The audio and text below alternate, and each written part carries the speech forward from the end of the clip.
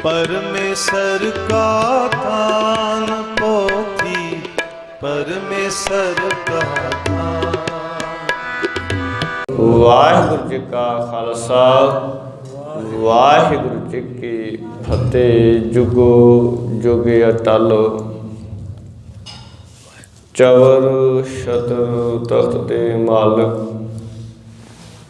धन धन साहिब श्री गुरु ग्रंथ साहिब महाराज की हजूरी अंदर जुड़ बैठे सत संगी जनों, वड्डियां भागां वाले हाँ। अमृत वेले तो गुरु दरबार दियां हाजरियां भर के अपने जीवन नूं सफलियां बनाउण दा यतन करते पए हाँ। पूरे गुरु ने साडे ते अपार किरपा रहमत बख्शिश की है। अमृत वेले अपने तख्त ते विराजमान हो के सानू संसारी जीवन अमृत वेले दा मुख वाग बख्शिश किया है।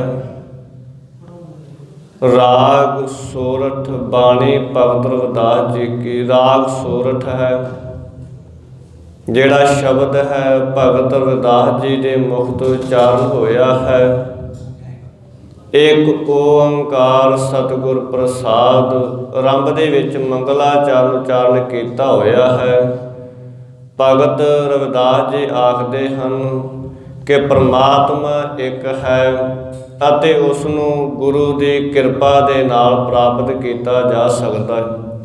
तो अज के दिन ही भगत रविदास जी का जन्म होया, जन्म दिहाड़ा है। सो समूह संगतां नूं भगत रविदास जी के जन्म दिहाड़े की लख लख वधाई होवे। भगत साहब जी सानू की उपदेश कर रहे ने, आपां सारिआं नूं पता लग गया होवेगा कि रात दा देव सिद्धू जो कि एक एक्टर भी सी अते जदों दा किसानी मोर्चा चल रहा सी उहदे विच डट के ओढ़िया भी होया सी। पर सरकारां दे अखां दे विच रड़कदे ने, जिहड़े खालिस्तान मंगदे ने, जिहड़े अपना हक मंगदे ने। सो कल शाम दे वेले पता नहीं एक्सीडेंट होया, च उत्ते गड्डी चढ़ा के उन्होंने जान के मार दिता गया। कल उसकी मौत हो गई, जो कि एक सिख कौम को एक बहुत वड्डा दुख लगा, वड्डी घटना वापरी। क्योंकि साडियां सरकारां पहले दिन तो ही जिहड़ा कोई सच वास्ते उठदा है, अपने हक लैण वास्ते कोई खड़ा हुंदा है, उन्होंने चक्कण वास्ते, उन्होंने मारन वास्ते हर समय सरकार तैयार पर तैयार रहिंदी है। सो कल इस तरह होया है।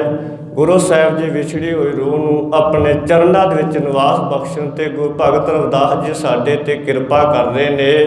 जब हम होते तब तू नाही, अब तू ही मैं नाही। कहंदे हे वाहिगुरू, जिन्ना तिकर मेरे अंदर होमे मैं झलक रही सी, उन्ना तिकर तू अंदर प्रगट नहीं होया। भावे बैठा तो मेरे अंदर ही है, पर कहते नहीं उन्ना तिकर तू अंदरों प्रगट नहीं होया। पर जदों मैं खत्म हो गई, अब तू ही मैं नाही। हुण मेरे अंदरों होमे का जदों रोग खत्म हो गया है, हुण मेरे अंदरों मैं नहीं, हुण तू ही नज़र आउंदा। हे वाहिगुरू, जिन्ना तिकर ते मेरे अंदर माया सी, होमे सी, उन्ना तिकर ते परमात्मा अंदरों प्रगट नहीं होया। पर जदों मैं आखना शुरू कर दिता, कबीर मेरा मुझ में किश नहीं, जो किश है सो तेरा, तेरा तुद को सौंप दे। क्या लागे मेरा, फिर वो अंदरों रब भी प्रगट हो गए। पर जिन्ना तिकर आखे गया कबीर, तू तू करता तू हुआ, मुझ में रहा ना हो। जब आपा परका मिट गया, जब देखा तू जिधर मैं वेखदा वाहिगुरू तू ही नज़र आउंदा है। तो भगत रविदास जी कहंदे वाहिगुरू, जिन्ना तिकर ते होमे सी, उन्ना तिकर ते मैं दा करके तू अंदरों नज़र नहीं आया। उन्ना तिकर ते मैं अपने आप ने वड्डा समझी बैठा सी।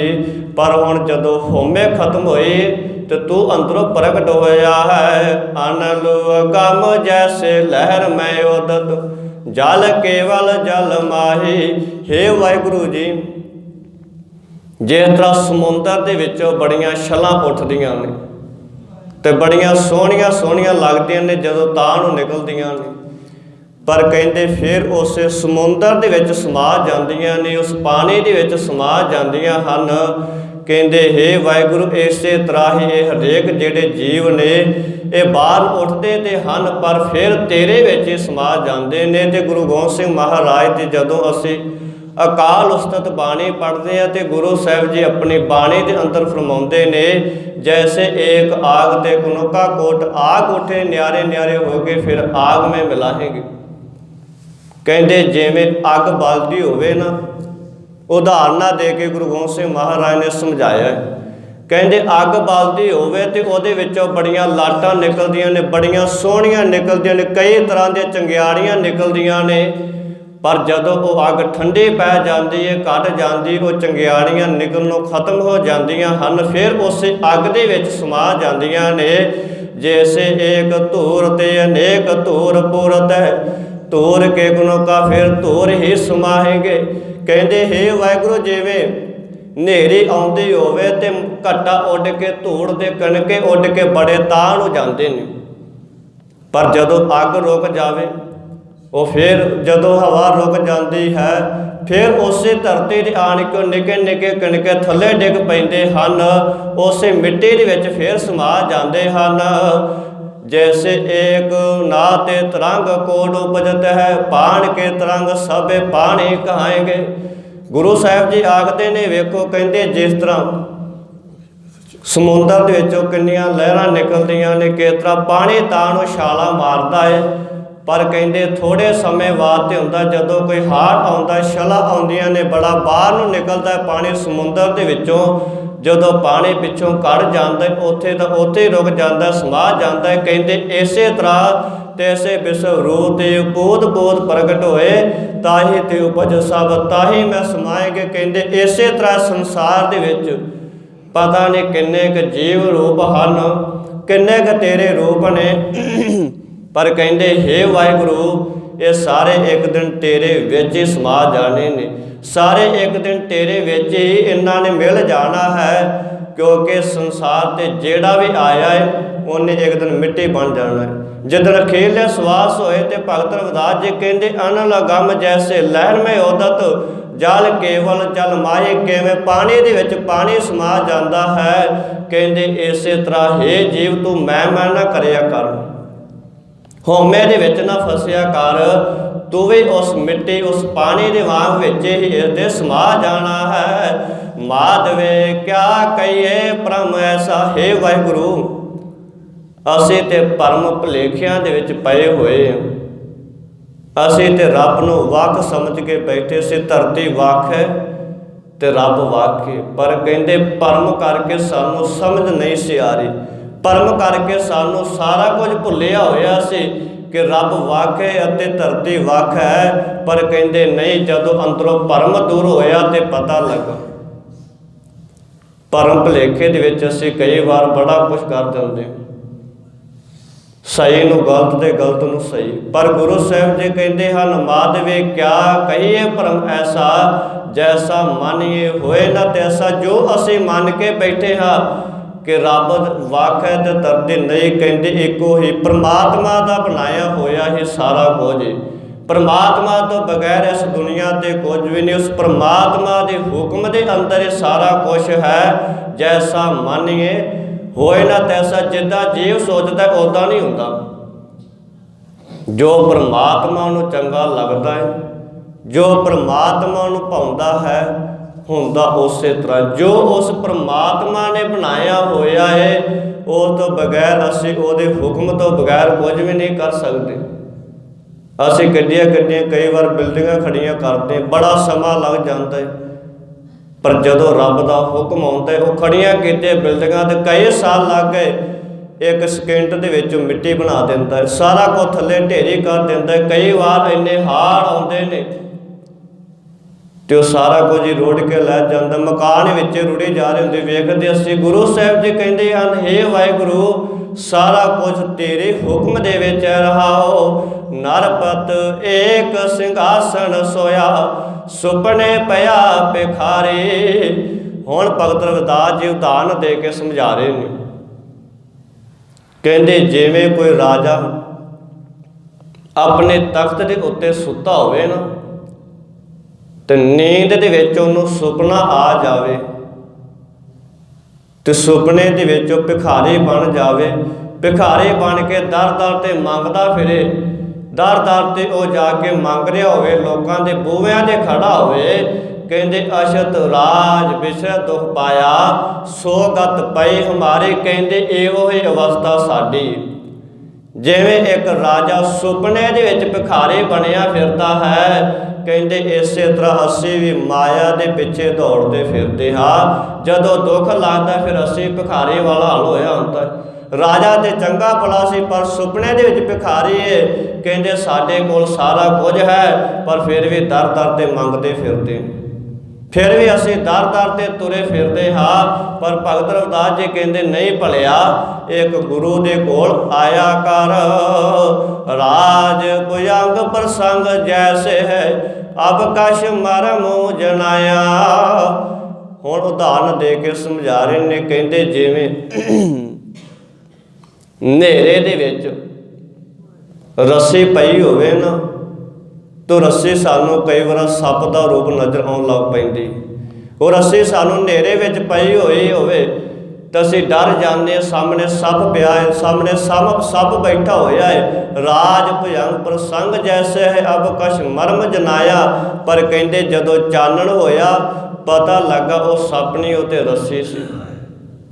ਕਹਿੰਦੇ ਇਸੇ ਤਰ੍ਹਾਂ ਅਸੀਂ ਵਿਗਿਆਨਤਾ ਦੇ ਹਨੇਰੇ ਦੇ ਵਿੱਚ ਤੁਰੇ ਫਿਰਦੇ ਹਾਂ, ਅਸੀਂ ਵੀ ਦਰ ਦਰ ਤੇ ਭੱਜੇ ਫਿਰਦੇ ਹਾਂ। ਪਰ ਅੰਦਰ ਜਦੋਂ ਨਾਮ ਦੀ ਜੋਤ ਜਗ ਜਾਂਦੀ, ਅੰਦਰ ਦੀਵਾ ਜਗ ਜਾਂਦਾ ਹੈ, ਫਿਰ ਪਤਾ ਲੱਗ ਜਾਂਦਾ ਹੈ ਬਾਬੇ ਨਾਨਕ ਦੇ ਘਰ ਤੋਂ ਵੱਡਾ ਕੋਈ ਵੀ ਨਹੀਂ। ਫਿਰ ਸਮਝ ਆ ਗਈ ਦਰ ਦਰ ਤੇ ਜਾਣ ਦੀ ਲੋੜ ਨਹੀਂ ਪਵੇਗੀ। ਏਕ ਪਿਤਾ ਏਕ ਸਕੇ ਹਮ ਬਾਰਕ। ਪਤਾ ਲੱਗ ਗਿਆ ਤੂੰ ਮੇਰਾ ਪਿਤਾ, ਤੂੰ ਹੈ ਮੇਰਾ ਮਾਤਾ। ਪਰ ਪਤਾ ਕਦੋਂ ਲੱਗਾ? ਜਦੋਂ ਹੇ ਵਾਹਿਗੁਰੂ ਇਸ ਹਨੇਰੇ ਦੇ ਵਿੱਚੋਂ, ਜਦੋਂ ਇਸ ਭਰਮ ਭੁਲੇਖੇ ਦੇ ਵਿੱਚੋਂ ਬਾਹਰ ਨਿਕਲਿਆ ਤੇ ਪਤਾ ਲੱਗਿਆ ਕਰਨ ਕਾਰਨ ਪ੍ਰਭ ਏਕ ਹੈ, ਦੂਸਰ ਨਾਹੀ ਕੋਈ। ਜਦੋਂ ਬਾਣੀ ਪੜ੍ਹੀ, ਜਦੋਂ ਹੱਥ ਦੇ ਵਿੱਚ ਗੁੜਕਾ ਲਿਆ, ਜਦੋਂ ਸਹਿਜ ਪਾਠ ਕਰਨਾ ਸ਼ੁਰੂ ਕੀਤਾ, ਸਮਝ ਆ ਗਈ ਅੰਮ੍ਰਿਤ ਵੇਲਾ ਸੱਚ ਨਾ। ਪਰ ਪਤਾ ਉਦੋਂ ਲੱਗਾ ਜਦੋਂ ਅੰਦਰੋਂ ਹਨੇਰਾ ਖਤਮ ਹੋ ਗਿਆ। ਜਿੰਨਾ ਚਿਰ ਹਨੇਰਾ ਸੀ ਕਦੇ ਮੜੀਆਂ ਵੀ ਨਹੀਂ ਛੱਡੀਆਂ, ਕੋਈ ਸਿਆਣਾ ਵੀ ਨਹੀਂ ਛੱਡਿਆ। ਪਰ ਅੱਜ ਜਦੋਂ ਪਤਾ ਲੱਗ ਗਿਆ ਤੇ ਹੇ ਵਾਹਿਗੁਰੂ, ਜਦੋਂ ਅੰਦਰ ਨਾਮ ਦੀ ਜੋਤ ਜਗ ਗਈ, ਹੁਣ ਸਮਝ ਆ ਗਈ ਕਿ ਬਾਬੇ ਨਾਨਕ ਦੇ ਦਰ ਤੋਂ ਵੱਡਾ ਕੋਈ ਵੀ ਦਰ ਨਹੀਂ ਹੈ। ਅਨਕ ਕਟਕ ਜੈਸੇ ਫੂਲ ਪਰੇ, ਅਬ ਕਹਤੇ ਕਹਿਣੂ ਨਾ ਆਇਆ। ਕਹਿੰਦੇ ਜਿਸ ਤਰ੍ਹਾਂ ਸੋਨੇ ਦੇ ਬੜੇ ਕੜੇ ਪਏ ਹੋਣ, ਕਿਉਂਕਿ ਸੋਨੇ ਦਾ ਰੂਪ ਜੇ ਨਕਲੀ ਵੀ ਹੋਵੇ ਤੇ ਅਸੀਂ ਉਹਨੂੰ ਵੀ ਅਸਲੀ ਸਮਝ ਕੇ ਬੈਠ ਜਾਂਦੇ, ਪਰ ਉਹਦੀ ਪਰਖ ਕਰਨ ਵਾਸਤੇ ਸਾਨੂੰ ਕਿਹਦੇ ਕੋਲ ਜਾਣਾ ਪੈਂਦਾ ਹੈ? ਸੁਨਿਆਰੇ ਦੇ ਕੋਲ। ਉਹ ਸਾਨੂੰ ਦੱਸਦਾ ਇਹ ਅਸਲੀ ਇਹ ਚ ਨਕਲੀ। ਕਹਿੰਦੇ ਇਸੇ ਤਰ੍ਹਾਂ ਸਾਨੂੰ ਵੀ ਪਰਖ ਕਰਨ ਵਾਸਤੇ ਪੂਰੇ ਗੁਰੂ ਦੇ ਕੋਲ ਆਉਣਾ ਪਵੇਗਾ। ਉਹ ਪੂਰਾ ਗੁਰੂ ਦੱਸੇਗਾ ਕੌਣ ਸਹੀ ਹੈ ਤੇ ਕੌਣ ਅਧੂਰਾ ਹੈ। ਕਹਿੰਦੇ ਉਸ ਪੂਰੇ ਗੁਰੂ ਦੇ ਕੋਲ ਆਇਆ ਕਰ। ਜਿਵੇਂ ਸੋਨੇ ਦੇ ਭੁਲੇਖੇ ਦੇ ਵਿੱਚ ਅਸੀਂ ਕਈ ਵਾਰ ਨਕਲੀ ਵੀ ਲੈ ਲੈਂਦੇ, ਅਸੀਂ ਠੱਗੇ ਜਾਂਦੇ ਹਾਂ। ਕਹਿੰਦੇ ਇਸੇ ਤਰ੍ਹਾਂ ਕਈ ਵਾਰ ਅਸੀਂ ਉਹਨਾਂ ਸੰਤਾਂ ਦੇ ਕੋਲ ਚਲੇ ਜਾਂਦੇ ਜਿਹੜੇ ਆਪ ਹੀ ਮਾਇਆ ਦੇ ਵਿੱਚ ਗੁਲਤਾਨ ਨੇ। ਪਰ ਪਤਾ ਬਾਅਦ ਲੱਗਦਾ ਜਦੋਂ ਅਸੀਂ ਪੂਰੇ ਗੁਰੂ ਦੀ ਬਾਣੀ ਪੜ੍ਹਦੇ ਹਾਂ, ਪੂਰਾ ਗੁਰੂ ਸਾਨੂੰ ਮਿਲ ਜਾਂਦਾ ਹੈ, ਫਿਰ ਸਮਝ ਆਉਂਦੀ ਹੈ ਕਿ ਪੂਰਾ ਗੁਰੂ ਕੁਝ ਨਹੀਂ ਮੰਗਦਾ, ਉਹ ਤੇ ਇੱਕ ਪ੍ਰੇਮ ਦਾ ਭੁੱਖਾ ਹੈ। ਪੂਰਾ ਗੁਰੂ ਤੇ ਕੇਵਲ ਨਾਮ ਦਾ ਭੁੱਖਾ ਹੈ, ਨਾਮ ਜਪਣ ਵਾਸਤੇ ਉਹ ਪੂਰਾ ਗੁਰੂ ਆਖਦਾ ਹੈ ਸਰਬੇ ਏਕ ਅਨੇਕੈ ਸੁਆਮੀ, ਸਭ ਘਟ ਭੁਗਵੈ ਸੋਈ। ਭਗਤ ਰਵਿਦਾਸ ਜੀ ਕਹਿੰਦੇ ਭਾਈ ਸਾਰਿਆਂ ਦੇ ਅੰਦਰ ਇੱਕੋ ਹੀ ਪਰਮਾਤਮਾ ਵਿਆਪ ਰਿਹਾ, ਸਾਰਿਆਂ ਦੇ ਅੰਦਰ ਇੱਕੋ ਪਰਮਾਤਮਾ ਦੀ ਜੋਤ ਜਗ ਰਹੀ। ਸਰਬੇ ਏਕ ਅਨੇਕੇ ਸੁਆਮੀ, ਸਭ ਘਟ ਭੁਗਵੈ ਸੋਈ। ਹਰੇਕ ਜੀਵ ਨੂੰ ਉਹ ਪੂਰਾ ਪਰਮਾਤਮਾ ਚਲਾ ਰਿਹਾ ਹੈ। ਹਰੇਕ ਨੂੰ ਰਿਜ਼ਕ ਦੇਣ ਵਾਲਾ ਇੱਕ ਪਰਮਾਤਮਾ ਹੈ। ਸੈਲ ਪੱਥਰ ਮੈਂ ਜੰਤੋ ਪਾਏ, ਤਾਕਾ ਰਿਜ਼ਕ ਆਗੇ ਕਰ ਧਰਿਆ ਦੱਦ।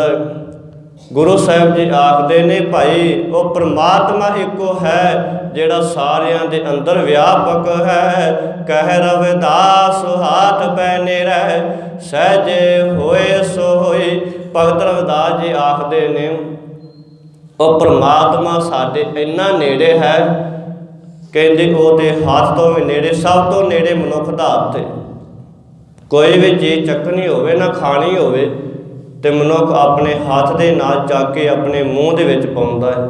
ਤੇ ਭਗਤ ਰਵਿਦਾਸ ਜੀ ਕਹਿ ਰਹੇ ਨੇ ਭਾਈ ਉਹ ਰੱਬ ਤੇ ਤੇਰੇ ਹੱਥ ਤੋਂ ਵੀ ਨੇੜੇ ਹੈ। ਕਹਿੰਦੇ ਉਹ ਤੇ ਤੇਰੇ ਹਿਰਦੇ ਘਰ ਦੇ ਵਿੱਚ ਵਸ ਕੇ ਬੈਠਾ ਹੋਇਆ ਹੈ, ਉਹਨੂੰ ਬਾਹਰੋਂ ਨਹੀਂ ਅੰਦਰੋਂ ਲੱਭਣ ਦਾ ਯਤਨ ਕਰਿਆ ਕਰ।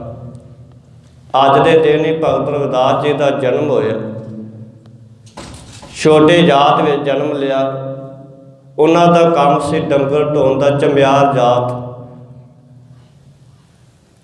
ਤੇ ਲੋਕ ਛੋਟੇ ਜਾਤ ਦੇ ਨਾਲ ਨਫ਼ਰਤ ਕਰਿਆ ਕਰਦੇ ਸੀ। ਜਿਹੜੇ ਉੱਚੀ ਜਾਤ ਵਾਲੇ ਪੰਡਤ ਸਨ ਉਹ ਛੋਟਿਆਂ ਨੂੰ ਲਾਗੇ ਨਹੀਂ ਸੀ ਲੱਗਣ ਦਿੰਦੇ।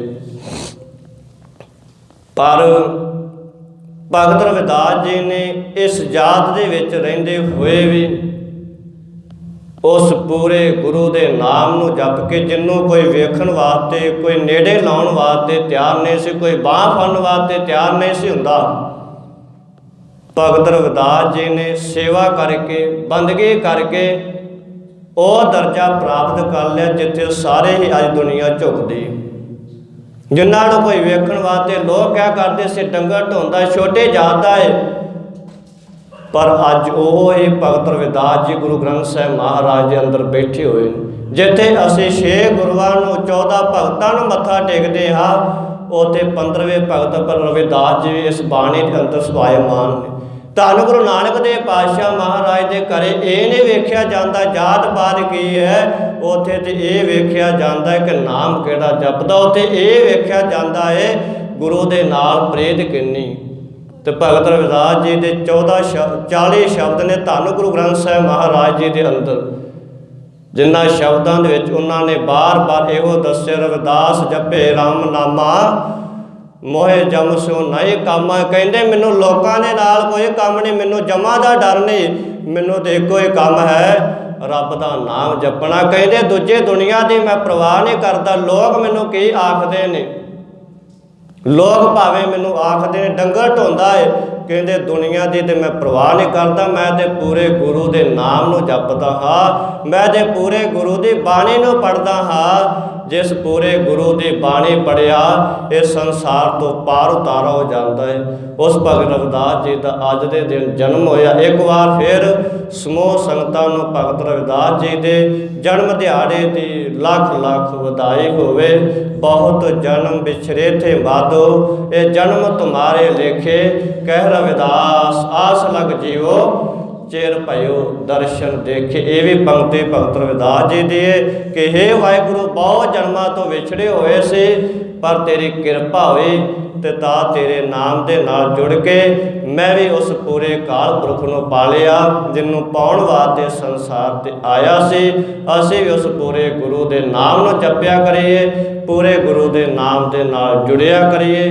ਹੋਈਆਂ ਭੁੱਲਾਂ ਚੁੱਕਾਂ ਦੀ ਖਿਮਾ ਬਖਸ਼ਣੀ ਗੁਰੂ ਅਤੇ ਗੁਰੂ ਦੀ ਸੰਗਤ ਬਖਸ਼ਣਹਾਰ ਹੈ, ਬਖਸ਼ ਲੈਣਾ ਆਖੋ ਜੀ। ਵਾਹਿਗੁਰੂ ਜੀ ਕਾ ਖਾਲਸਾ, ਵਾਹਿਗੁਰੂ ਜੀ ਕੀ ਫਤਿਹ।